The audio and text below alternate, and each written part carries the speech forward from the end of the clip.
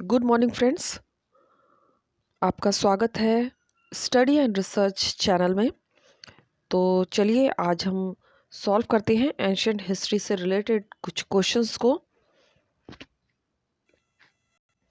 इस तरह का वीडियो पसंद आता है तो लाइक शेयर सब्सक्राइब करें। सब्सक्राइब करने के बाद बेल आइकन की घंटी को जरूर प्रेस कर लें ताकि इस तरह का वीडियो मैं जब भी अपलोड करूं उसका नोटिफिकेशन आसानी से आप तक पहुंच सके। तो यहाँ तक हमने सॉल्व कर लिया था, फिर भी एक बार रिपीट करते हुए क्वेश्चंस को हम सॉल्व करते हैं। जैन धर्म है। जैन धर्म क्या है? तो जैन धर्म एक अनिश्वरवादी धर्म है। नेक्स्ट क्वेश्चन पे आ जाते हैं। प्रथम जैन सभा किस शासक के काल में हुई थी? तो प्रथम जैन सभा हुई थी चंद्रगुप्त मौर्य के शासनकाल में। प्राचीन जैन धर्म के संबंध में निम्नलिखित कथनों में से एक सही है। कौन सा सही है? तो जो करेक्ट इसमें हमारा हो रहा है उसी को हमें चूज करना है। नीचे देख लेते हैं, ABCD दिया है, कूट नहीं दिया गया है, तो इसमें से हमें जो करेक्ट है उसी को चूज करना है। तो सीधे सही उत्तर पर आ जाते हैं। हमारा जो इसमें सही हो रहा है वो हो जाएगा ऑप्शन सी। प्रथम सदी ईसा पूर्व में जैन धर्म को कलिंग के राजा खारवेल का समर्थन मिला। निम्नलिखित कथनों पर विचार कीजिए। तो यहाँ पे कूट के माध्यम से हमें उत्तर देना है। और क्या उत्तर देना है? उपयुक्त कथन में से कौन से सही हैं उनका हमें उत्तर देना है। तो इसमें हमारा जो सही हो रहा है देख लेते हैं। 1 नंबर कहता है तिब्बत में बौद्ध धर्म का प्रवेश सेन साम्राज्य से हुआ था। ये क्रॉस होगा। फिर बंगाल के सेन बौद्ध धर्म के विरोधी थे। करेक्ट है। सोलंकी जिन्होंने गुजरात पर शासन किया जैन धर्म के संरक्षक थे। करेक्ट है। तो इसमें हमारा जो करेक्ट आंसर हो रहा है वो हो जाएगा 2 और 3। नेक्स्ट क्वेश्चन पे आ जाते हैं। महावीर के 11 प्रमुख शिष्यों को गणधर कहते थे क्योंकि वे, तो क्यों कहलाते थे वे गणधर? गणधर कहलाने का जो रीजन था वो था उन्होंने 9 गढ़ राज्यों में जैन धर्म का प्रचार किया जिसके कारण वे गणधर कहलाए। लिंगायत संप्रदाय की स्थापना की थी। तो लिंगायत संप्रदाय की स्थापना की थी दासव। सी हो जाएगा। महावीर स्वामी को ज्ञान की प्राप्ति किस नदी के तट पर हुई?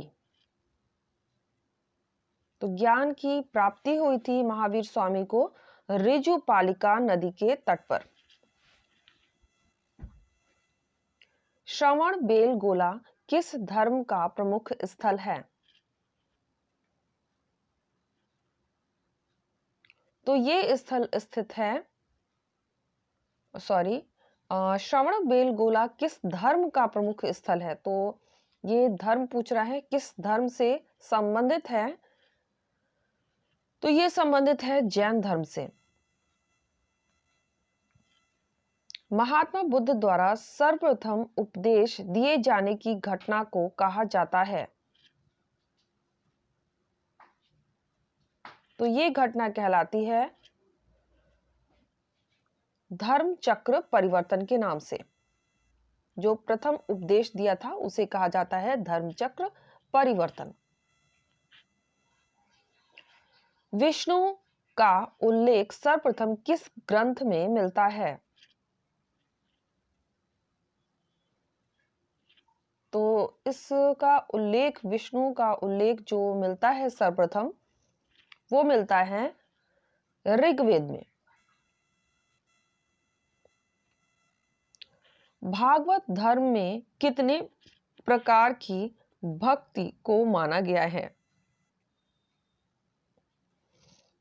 तो कितने प्रकार की भक्ति को मान्यता दी गई है? ये थी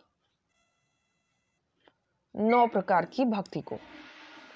तो फ्रेंड्स, यहाँ पे मैं आपको जानकारी देना चाहूँगी कि अगर आप हिस्ट्री से रिलेटेड अदर वीडियो देखना चाहते हैं तो इसके लिए आप जाएं डिस्क्रिप्शन बॉक्स में, वहाँ पर लिंक आपको मिलेगा और लिंक के माध्यम से आप सभी वीडियोस देख सकते हैं, अथवा आई बटन में भी आपको लिंक मिल जाएगा। लिंक के माध्यम से आप हिस्ट्री के बहुत सारे वीडियो देख सकते हैं। दक्षिण में विष्णु भक्तों को कहते हैं, तो दक्षिण में जो विष्णु भक्त हुए हैं उनको कहा जाता है अलावर। भागवत धर्म का संस्कृत में कौन सा ग्रंथ महान है?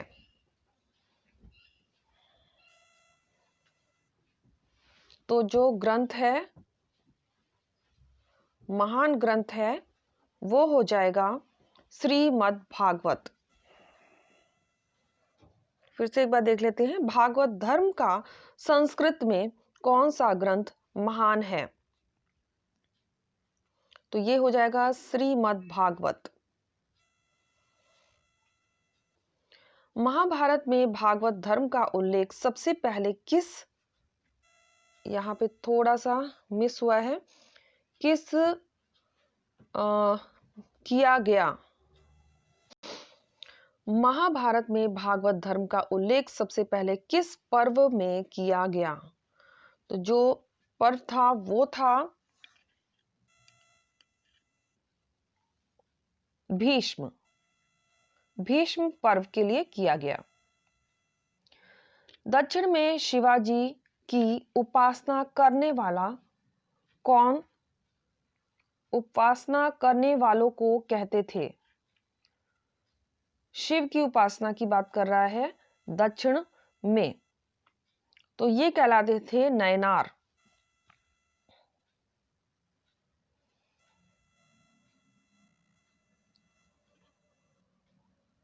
रथ मूसल व महाशिला कंटक नामक शास्त्रों का प्रयोग किस राजा ने किया?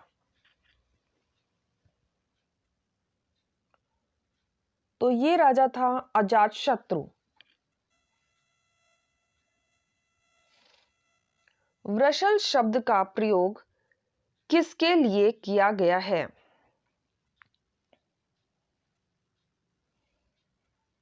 तो इस शब्द का प्रयोग हुआ है चंद्रगुप्त मौर्य के लिए।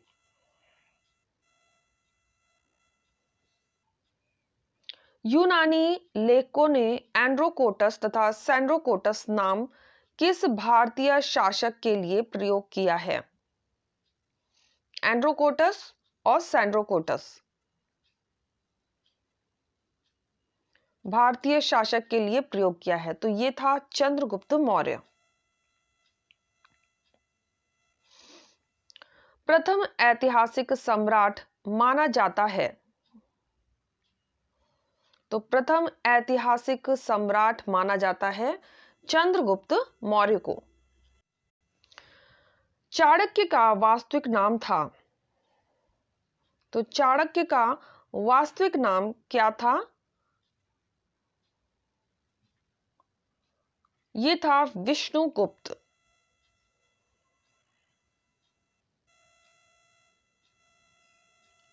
नेक्स्ट क्वेश्चन, मौर्य काल में न्यायालय 2 प्रकार के होते थे, दीवानी सिविल न्यायालय को कहा जाता था।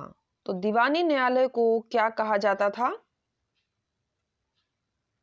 ये कहा जाता था धर्म स्थल।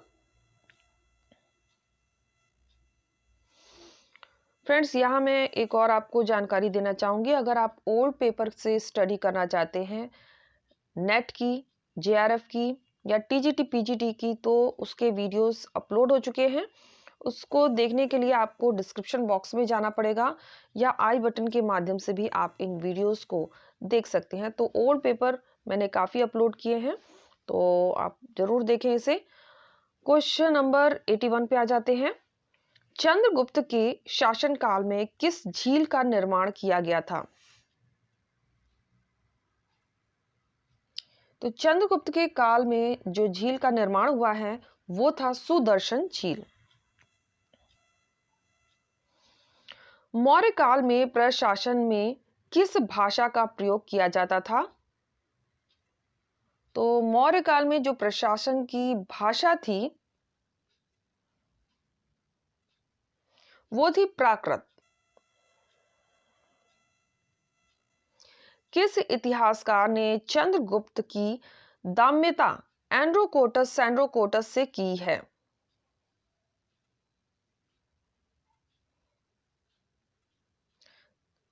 तादम्यता मतलब समानता, तो ये की है विलियम जोन्स ने।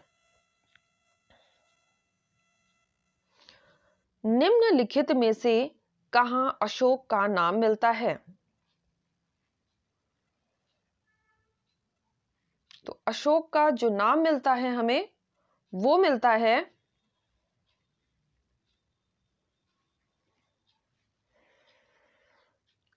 अशोक का नेतुर अभिलेख और रुद्रदामन का जूनागढ़ अभिलेख से। तो ऑप्शन बी हमारे यहाँ पे करेक्ट हो जाएगा। फिर से देख लेते हैं। अशोक का नाम मिलता है तो कहां पर मिलता है? अशोक का नेतुर अभिलेख और रुद्रदामन का जूनागढ़ अभिलेख में। बिंदुसार ने कौन सी उपाधि धारण की थी? बिंदुसार ने जो उपाधि धारण की थी वो था अमित्रघात।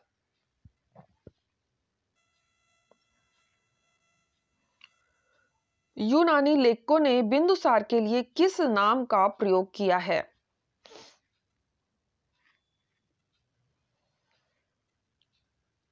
तो यूनानी लेखकों द्वारा बिंदुसार के लिए जो नाम का प्रयोग किया गया है वो है एमित्रोचेडस।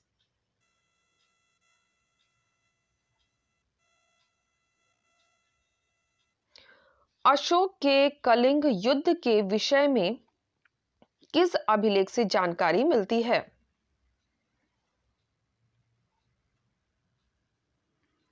तो जिस अभिलेख से जानकारी हमें मिलती है वह अभिलेख है 13वां शिलालेख।